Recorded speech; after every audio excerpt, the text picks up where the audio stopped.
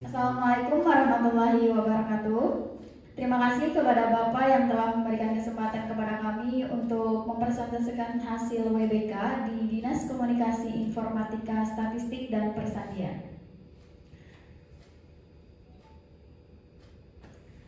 Baiklah, saya akan memperkenalkan rekan-rekan kelompok saya. Yang pertama saya sendiri sebagai moderator, Nidal Hasanah. Di samping saya ada Raudatul Jannah, ada Insirah Putri, Fatmawati, Ridawati Nur Hidayah, Nazlah Hanifah, Aulia Latifah Ramadhani, Muhammad Khairul Rizal, Muhammad Khairul Mukminin, dan di samping saya ada Muhammad Jaini. Oke, baiklah, marilah kita masuki ke sesi materi yang akan disampaikan oleh teman saya Raudatul Jannah. Baik, terima kasih untuk moderator. Yang pertama, komponen pengungkit manajemen perubahan dengan bobot 5 dengan nilai absolut 3,03 dengan nilai presentase 60,62%. Yang satu, tim kerja dengan bobot 2 dengan nilai absolut 1,10 dengan nilai presentase 18,20%. Yang kedua, dokumen rencana pembangunan zona integritas dengan bobot 1 dengan nilai absolut 0,68 dengan nilai presentase 14,15%. 3. Evaluasi pembangunan WBK dengan bobot 1 dengan nilai absolut 0,80 dengan nilai presentase 15,12%. Yang keempat, perubahan pola pikir dan budaya kerja dengan bobot 1 dengan nilai absolut 0,45 dengan nilai presentase 13,15%. Yang kedua, penataan tata laksana dengan bobot 5 dengan nilai absolut 4,48 dengan nilai presentase 89,60%. 1. Prosedur operasional tetap atau SOP dengan bobot 1 dengan nilai absolut 1,50 dengan nilai presentase 17,35%. 2. E-Government dengan bobot 2 dengan nilai absolut 2,21 dengan nilai presentase 35,84%. 3. Keterbukaan informasi publik dengan bobot 2 dengan nilai absolut 1,13 dengan nilai presentase 35,84%. Selanjutnya akan saya serahkan kepada teman saya. Baik, terima kasih. Yang ketiga, penataan sistem manajemen SDM bobot 15, nilai absolut 10,68, nilai presentase 71,22%. 1. Perencanaan kebutuhan pegawai sesuai dengan kebutuhan organisasi bobot 2, nilai absolut 1,56, nilai presentase 11,25%. Yang kedua, pola rotasi internal bobot 2, nilai absolut 1,36, nilai presentase 11,19%. Yang ketiga, pengembangan pegawai berbasis kompetensi bobot 3, nilai absolut 2,53, nilai presentase 13,12%. Yang keempat, penetapan kinerja individu bobot 3, nilai absolut 2,33, nilai persentase 12,19%. Yang kelima, penegakan aturan disiplin atau kode etik atau kode perilaku pegawai bobot 3, nilai absolut 1,30, nilai presentase 11,25%. Yang keenam, sistem informasi kepegawaian bobot 3, nilai absolut 1,10, nilai presentase 11,13%. Yang keempat, penguatan akuntabilitas bobot 10, nilai absolut 8,34, nilai presentase 83,30. 1. Keterlibatan pimpinan bobot 5, nilai absolut 5,24, nilai presentase 41,65%. Yang kedua, pengelolaan akuntabilitas kinerja bobot 5, nilai absolut 3,10, nilai presentase 41,56%. Selanjutnya akan saya serahkan kepada rekan saya. Baik, saya akan menjelaskan tentang penguatan pengawasan dengan bobot 15. nilai absolut 6,37 dengan presentasi 42,46%.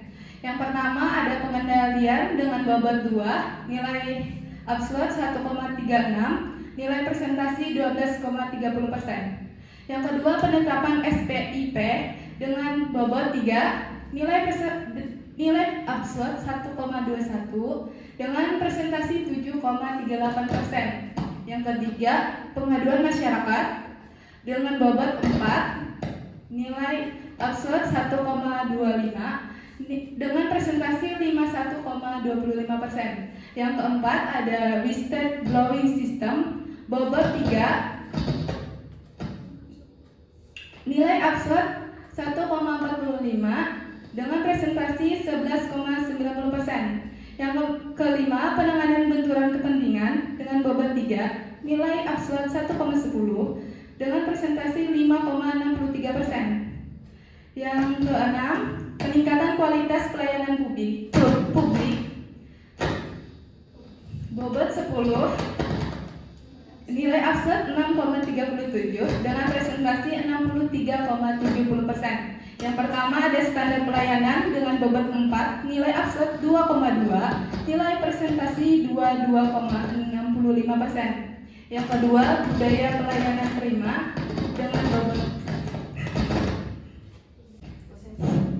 Yang pertama pelayanan dengan bobot 4, nilai absolut 2,22 dengan presentasi 22,65%. Yang kedua, budaya pelayanan prima dengan bobot 3, nilai absolut 2,89 dengan presentasi 23,89%. Yang ketiga, penilaian kepuasan terhadap pelayanan dengan bobot 3, nilai absolut 1,26 dengan presentasi 17,16%. Subtotalnya dengan bobot 60,00 dengan nilai absolut 39,27 dengan presentasi 65,45%. Baik, selanjutnya saya akan menyerahkan kepada rekan saya.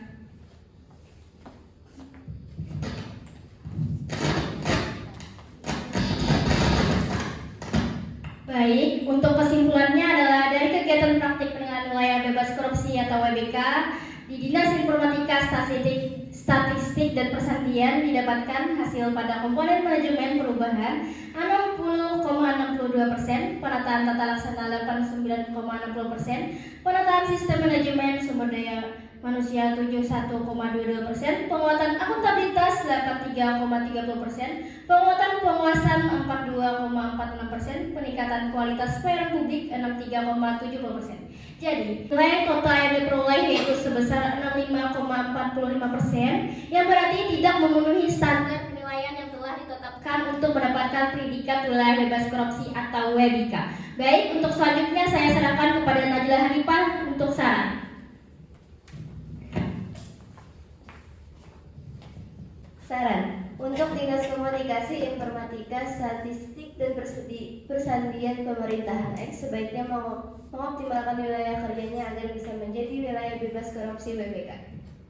Selalu memonitoring dan mengevaluasi seluruh tahapan perencanaan hingga pelaksanaan serta pengawasan di tempat kerja. Melakukan peningkatan kualitas pada setiap pekerja dengan mengadakan sosialisasi anti korupsi yang di dalamnya dimuat tindakan pencegahan gratifikasi korupsi, kolusi, dan nepotisme. Membuat penetapan SDM manajemen dan karyawan yang sesuai dan dilakukan pengukuran kinerja pegawai secara periodik untuk mengetahui letak kekurangan yang harus diperbaiki. Dengan demikian, maka dapat menjaga terjadinya korupsi di lingkungan kerja. Selanjutnya saya serahkan kepada moderator.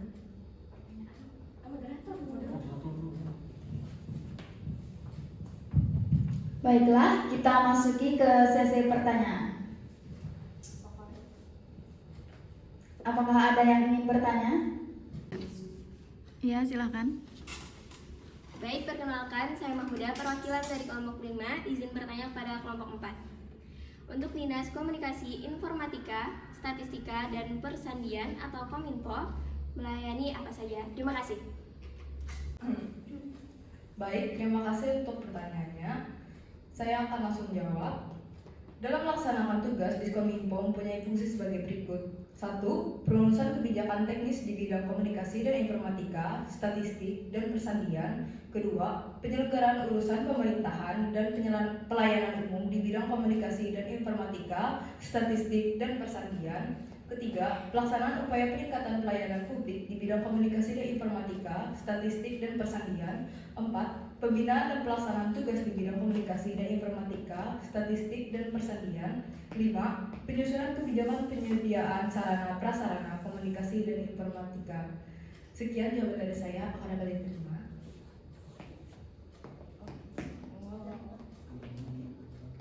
Sekian jawaban dari saya. Akan saya kembalikan ke moderator. Baiklah, berakhir sudah presentasi kami pada hari ini. Terima kasih atas segala perhatian dan mohon maaf atas segala kekurangan. Kami ucapkan wassalamualaikum warahmatullahi wabarakatuh.